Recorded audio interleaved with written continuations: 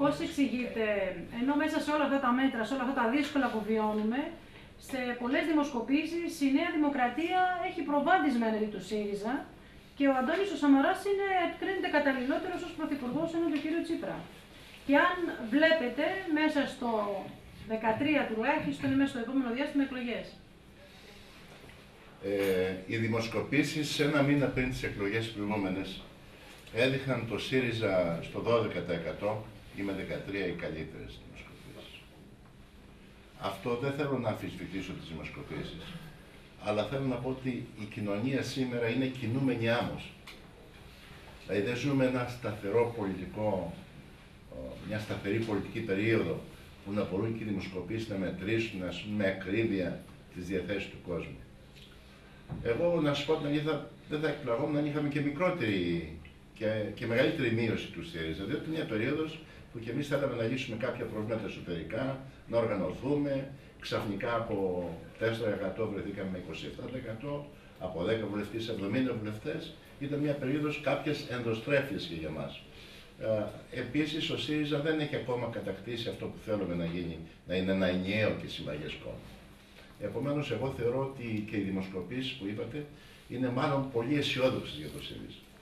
Πολύ αισιόδοξες. Το πρόβλημα, επαναλαμβάνω, δεν είναι μόνο να κερδίσουμε ψήφους.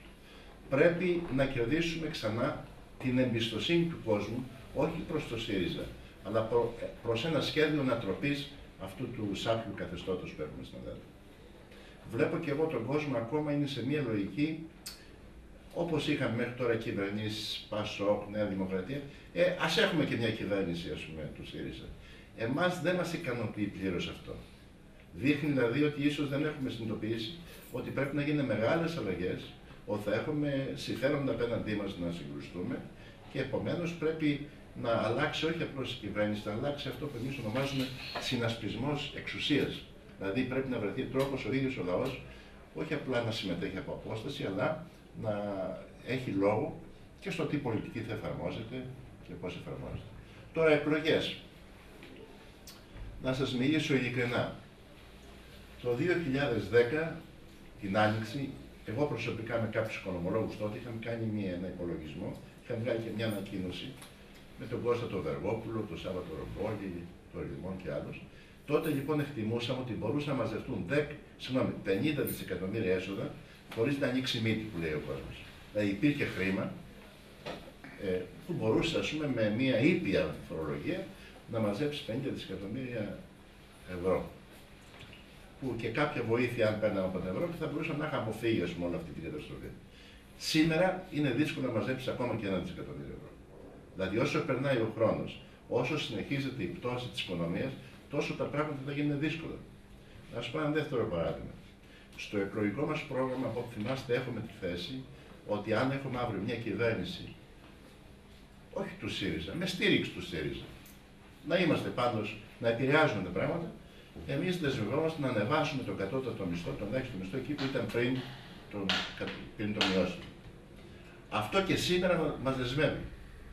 Όσο όμως θα παρατείνεται αυτή η κρίση, όσο η οικονομία θα συρρυκνώνεται, τόσο ακόμα και αυτός ο στόχος θα γίνεται δύσκολο να υλοποιηθεί. Και ελπίζω να μην παρεξηγηθεί, μιλάω με κάθε ειλικρίνεια. Δηλαδή, όσο πέφτει η οικονομία χαμηλά, τόσο θα δυσκολεύεται μετά η ανόρθωσή της ή εμπασχετός θα απαιτεί περισσότερο χρόνο.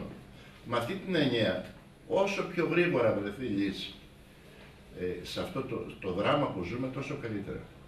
Διότι δεν έχω μια πολιτική η οποία να πεις, ωραία, είναι κακή η πολιτική, αλλά σε ένα χρόνο, σε 2 χρόνια τα πράγματα θα βελτιώσουν. Είδαμε μέχρι τώρα πόσο διαψεύστηκε αυτή η θεωρία.